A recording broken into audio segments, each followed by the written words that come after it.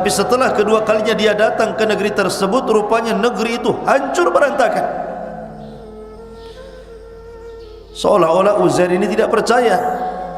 Makanya dia termenung melihat negeri yang hancur, seolah-olah dia mengatakan, mungkinkah Allah mengembalikan negeri yang hancur ini? Ibaratnya Suriah hari ini kan, dulu negeri yang sangat indah, tiba-tiba kemudian perang, akhirnya menjadi negeri yang mati, bangunannya roboh. Seolah-olah kita katakan, kapan Suriah bangkit seperti semula? Begitulah perasaan Uzair ketika melihat hancurnya Palestina. Ma'asyiral muslimin yang dimuliakan Allah Azza wa Jalla, dari sini cerita Al-Quran dimulai. Jadi Uzair termenung ketika terik matahari, maka Uzair pun mencari perlindungan. Di situ ada sebuah gua kecil, masuk dia ke gua itu. Kemudian dia pun menyandarkan, merebahkan badannya, makanannya ditaruh di sampingnya, roti kering, kemudian perasan air, atau kita mungkin bahasa kitanya jus gitu ya, ditaruh di sampingnya. Kemudian himarnya, keledainya ditambatkan di pintu gua, dan dia pun merebahkan badannya seolah-olah berfikir, kenapa bisa negeri yang dulunya indah, cantik, habis rata berantakan dengan tanah sampai ke akar-akarnya. Dari sini Allah Subhanahu wa taala tidurkan Uzair selama 1 abad. Allah berfirman, "Au kalladzi marra ala qaryatin wa hiya khawiyatun ala urushiha." Atau seperti orang, maksudnya Uzair, yang melewati sebuah negeri yang bangunan-bangunannya telah roboh hingga menutupi reruntuhan atap-atapnya. Betul-betul habis bangunan itu, rata dengan tanah, hancur sampai ke akar-akarnya. Sehingga Uzair termenung melihat negeri yang dulunya indah menjadi hancur berantakan. Dia pun mengatakan, qala anna yuhyi hadihillahu ba'da mautiha. Bagaimana mungkin Allah menghidupkan kembali negeri ini setelah hancurnya? Tentu ini bukan keraguan Uzair kepada Allah, tidak. Uzair seorang nabi. Ada juga mengatakan rajulun saleh, seorang yang saleh. Ini hanya hati yang bicara. Uzair tidak ragu dengan Allah mampu menghidupkan, cuman dalam waktu sekejap. Mungkinkah Allah menghidupkan kembali negeri yang sudah hancur? Dari sini Allah Subhanahu wa taala ingin membuktikan bahwa Dia ala kulli syai'in qadir, atas segala sesuatu maha mampu. Mau menghancurkan kota, mau membangun kota, Allah maha mampu. Maka Allah katakan, fa amatahu Allahu mi'ata amin thumma ba'atha. Tiba-tiba Uzair pun ditidurkan Allah selama 1 abad. Ada yang mengatakan bahwa ketika itu Uzair di usia 40 tahun ditidurkan. Kemudian setelah dia ditidurkan 1 abad, ketika dia bangun otomatis usianya sudah bertambah kan, 140 tahun. Artinya sudah tua. Akan tapi yang 100 itu tetap saja ketika dia dibangunkan oleh Allah, badannya seolah-olah masih usianya 40 tahun, masih bugar, masih segar, masih muda gitu.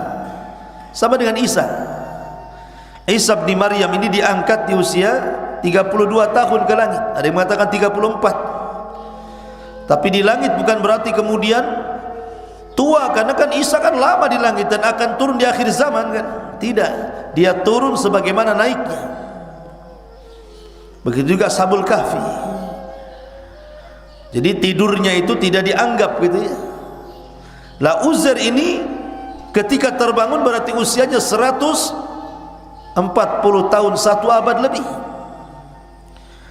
Lah ketika itulah, ketika dia terbangun, Allah utus malaikat berbentuk manusia. Kemudian bertanya, kam labista ya Uzair, berapa lama kau sudah tinggal di gua ini? Berapa lama? Kam labista.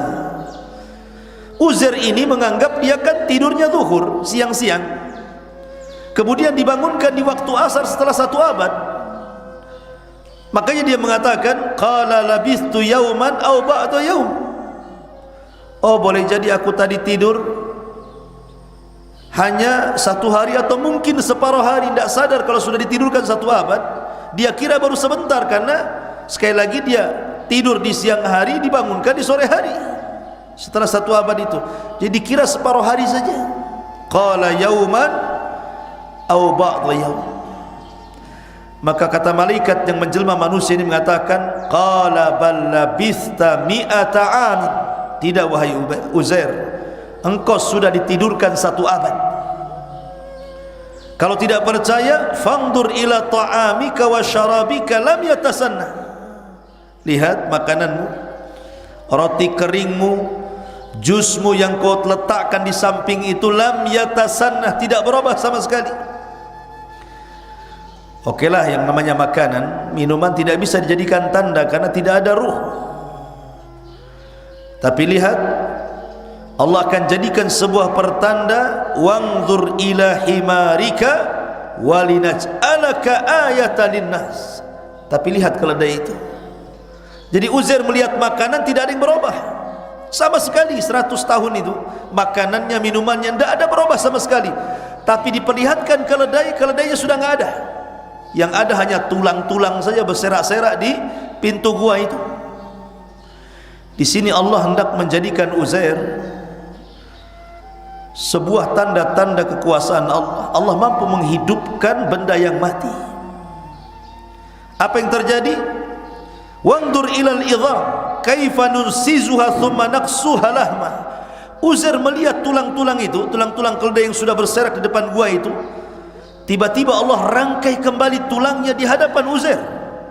Jadi tulangnya itu bergerak-bergerak, kemudian nyambung satu-satu, mulai tulang rusuknya, tulang kepalanya, tulang ekornya, tulang kakinya. Setelah terbentuk seperti tulang keledai, tiba-tiba Allah datangkan daging-dagingnya, kemudian disatukan kembali.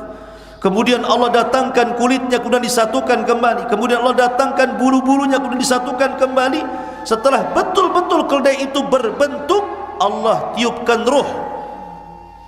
Ketika ruh masuk ke dalam keledai itu, berteriaklah keledai Uzair ini seolah-olah mengatakan, kiamat telah bangkit, kiamat telah bangkit. Uzair melihat itu tercenganglah ikhwan, takjub, kok bisa gitu ya. Langsung di hadapan matanya bagaimana tulang itu kembali berbentuk seekor keledai. Dari sini Allah mengatakan, falamma tabayyana lahu qala a'lamu anna Allah ala kulli syai'in qadir. Maka ketika telah nyata bagi Uzair kekuasaan Allah Azza wa Jalla, Uzair pun mengatakan, a'lamu annallaha ala kulli syai'in qadir. Saya mengetahui bahwa Allah maha kuasa atas segala sesuatu. Kemudian keluarlah dari gua dengan keledainya. Dilihatnya kota Palestina itu sudah kembali banyak bangunan di mana-mana. Perekonomiannya tumbuh, manusianya sudah ramai. Tidak sebagaimana pertama kali dilihatnya, tidak ada orang satupun. Tidak ada bangunan satupun. Sekarang sudah 1 abad berlalu, rupanya bangunan sudah di mana-mana, pasar sudah hidup, ekonominya sudah hidup, manusianya sudah banyak. Dari sini keraguan-raguan Uzair di awal ayat mengatakan, anna yuhyillahu ba'da mautiha, anna yuhyi hadihillahu ba'da mautiha. Allah buktikan dengan annallaha ala kulli syai'in qadir. Atas segala sesuatu Allah itu maha mampu. Maka Uzair pun kemudian masuk ke kota Palestina itu dengan keledainya. Setelah kemudian dia melihat-lihat, dia pun ingin pulang ke kampungnya. Pulanglah Uzair kembali ke daerahnya. Subhanallah, betapa kagetnya Uzair. Tidak ada satupun manusia yang mengenali dirinya, dan dia pun tidak mengenali mereka. Sudah banyak perubahan, banyak bangunan-bangunan baru, jalan-jalan baru, sehingga kaget dia. Dia berusaha mencari rumah dia. Masuklah dia ke dalam alamat yang dituju. ketika masuk ke rumahnya, dia kaget karena tidak ada orang yang dikenalinya kecuali ada seorang ajuz, seorang kakek, seorang nenek yang sudah tua renta, usianya sudah 120 tahun. Rupanya dia budaknya Uzair ketika Uzair meninggalkan rumah usianya 20 tahun, sehingga sekarang sudah usianya 120 tahun, sudah nenek-nenek. Sementara Uzair masih muda masalahnya dan buta. Kemudian ketika dia mengatakan kepada nenek tersebut, mungkin bahasa kitanya, "Nek, benar ini rumahnya Uzair?" Tiba-tiba nenek ini mengatakan, diingatkan kembali kepada Uzair dan mengatakan, "Uzair sudah keluar 100 tahun, mungkin dia sudah mati. Kau mencari orang yang salah." Akhirnya Uzair mengatakan kepada ajuz ini, dia mengatakan, "Nek, ana Uzair, saya Uzair." Kata nenek tersebut, "Enggak yakin. Kalau engkau adalah Uzair, Uzair itu mustajabud doa. Dia orang yang doanya pasti diijabah.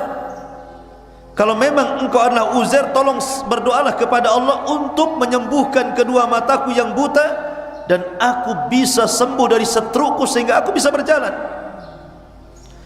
Akhirnya Uzair pun berdoa kepada Allah, diusapnya wajah nenek tersebut, tiba-tiba bisa melihat.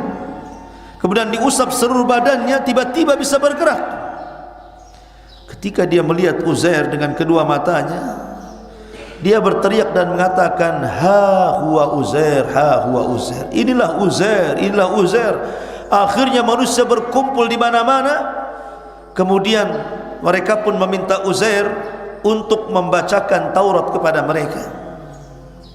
Maka sejak itulah Uzair mengajarkan Taurat dari hafalannya kepada Bani Israel, yang berujung akhirnya Bani Israel menuhankan Uzair.